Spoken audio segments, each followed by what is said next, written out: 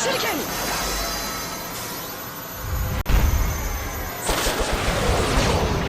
is up, guys? It is yours truly, KingAce. I'm here to give you guys a One Piece manga chapter 976 review.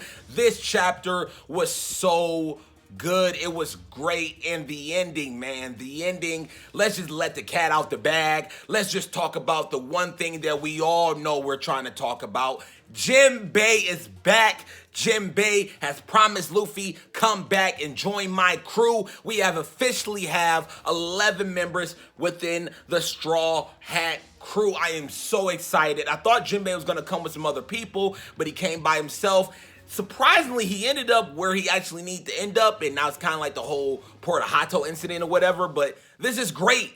I have been waiting to see Jinbei. I felt like we were going to see Jinbei. I just feel like we weren't going to see the Straw Hat Alliance. I just don't think Wano is the perfect time for that unless the war gets bigger. But if it doesn't, then I don't think we should waste the Straw Hat Alliance and their first appearance in the Wano arc unless something very bad happens, unless there's a very big war where the numbers will need to basically come for the aid of Luffy. And what I mean by the numbers, but the Straw Hat Crew Alliance. If that's the case, then yes, I would love if the Straw Hat Crew Alliance, the Pirate Fleet, whatever, I would love if they was to come and help Luffy out. But if not, I would rather just see Luffy, Law, Kid, and basically the Samurai go against Big Mom and Kaido, and really just Kaido, and just do damage. I want to see this battle. The bigger the battle, the harder it is to focus on individual fights, individual payoffs, individual story, individual character development, whatever. It'll be harder to do that with so many characters. Wano already looks to be massive with everybody here. So to add the Straw Hat Fleet, that would just be, it would just be almost overkill in a way where I don't kind of want that. Again, we have so much. We have damn near all the supernovas in Wano. We already have the CPO that came to Wano. We have the Samurai. We have Big Mom and part of her crew. Like, we have so much already going on in Wano. I feel like adding anybody else,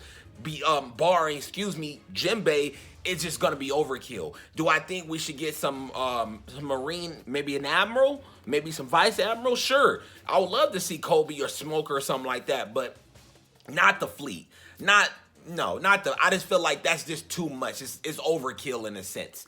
But enough talking about that. Jinbei is back. This chapter was very good. Again, we're going to Onigashima. We're almost there. But Kanjuro is definitely somebody who's going to die. I honestly feel that way. Who's gonna face Kanjuro? I don't know. It could be Denjuro, where it's like spy versus spy, or it could just be, Kanjuro versus Kinemon. I can see that happening. I don't know, but I know Kanjuro is a threat, and the only reason why I say it's a threat is because, one, he had Momonosuke. Now, that in of itself is already labeled a threat, but then he also has these top powers, and techniques that the Samurai have never seen, let alone anybody in the Straw Hat Crew Alliance, Luffy, Law, and Kid. They've never seen Kanjuro, so when Kanjuro releases and unleashes, his powers, it's pretty much a surprise to everyone. Kanjuro himself, granted he had Momonosuke, he literally set off a whole bunch of arrows, ink arrows, raining from above, and it took out a lot of ships. A lot of ships were deemed unusable to the point where there's like, yo, let's just go. We're going to Onigashima. Let's head there. Forget all this nonsense. And it's literally because Kanjuro was on a bird that could fly, and this is something the Samurai have never seen. Because what? Kanjuro was the spy. He was the traitor. He never showed them his power. So Kanjuro is, to me, a top priority threat. Not necessarily over Kaido or Orochi or anything like that, but that's somebody who's going to be taken out relatively soon. We are going to get that battle. I just don't know who exactly Kanjuro is going to face. I know it's somebody from the Samurai, in my opinion. Somebody from the Samurai is going to touch up on Kanjuro. I just don't know who exactly is going to do that. Again, this chapter was great. I feel like there's a couple points I want to bring out besides the whole Jinbei thing, because that was crazy. And besides Kanjuro kind of using his powers to its full effect and basically surprising everybody, I think Momonosuke's bravery, his courageness, I feel like that's such character progression for his character. The first time we ever seen Momonosuke, I believe in Punk Hazard, he was such a coward, and there was a moment where Luffy finally acknowledged, of course he acknowledged Momonosuke before, but this is where Luffy acknowledged Momonosuke to the point where it's like, listen, you stay alive, I'm gonna find you. It's not necessarily saying Luffy, he doesn't think that Momonosuke is top priority, but he's like, I believe him. He got courage, he got heart. You stay alive, I'm going to find you. I'm going to save you. And I love that. That's character progression all the way from Momonosuke. Because he used to be a coward. He used to say all this, but he finally admitted it. And he's honestly doing this while he's subconsciously thinking like, I'm scared, what am I going to do? But he's putting that much heart onto the battlefield because he knows like, at the end of the day, it's not about me. It's about Wano. It's about restoring my father's legacy, Oden's legacy. It's about taking down Kaido. It's about taking down Orochi. It's about opening the borders of Wano. So to see Momonosuke not only put Wano and his father and everybody else first, but just basically just say, forget me, don't worry about me, worry about what's at hand. And that's saving Wano and defeating Kaido and Orochi. I love it. That was great to me. That was such character progression for Momonosuke. He did his thing in this arc.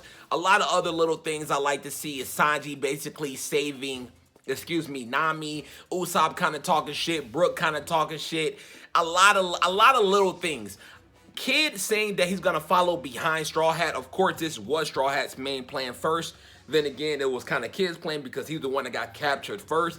But I don't want to see Kid kind of follow behind Luffy. I need to see Luffy and Kid be on equal terms. We know Law and Luffy are on equal terms in terms of strength, but I don't want to see that with Kid. I don't want to downright be like, yeah, Luffy's the strongest, blah, blah, blah.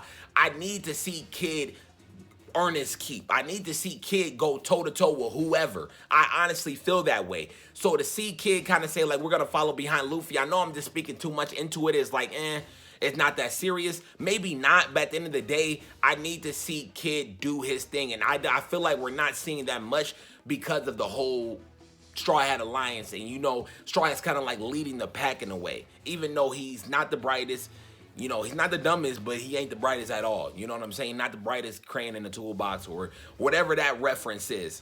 But either way, this chapter was great. Seeing Jinbei was kind of like the highlight, seeing how he put a hole in a ship, okay, the Beast Pirate ship, that was dope, that was amazing, and just kind of having his little monologue, just goosebump worthy, man, goosebump worthy. The 9 Samurai in the beginning of the chapter, that was goosebump worthy because literally Kinemon was like, listen, I used all my luck, not only for me, and then the Samurai's like, you didn't use all the luck for you, you use our luck too. You use a lifetime of luck for you and our luck. Like, now from now on, we don't have no luck. We gotta just go to war. This is war. Like, we're going to Onigashima and we're about to do what we gotta do. And I loved it. It was just such a fantastic chapter. Well worth over 2 weeks. Thank you. Of course, there's no break next week, so you can expect a review next week as well as a live reaction. I am excited. Hopefully, we're kind of done with these reviews. No offense, I do love the whole Jinbei reveal finally coming back, the spy reveal, the traitor reveal. I love these chapters.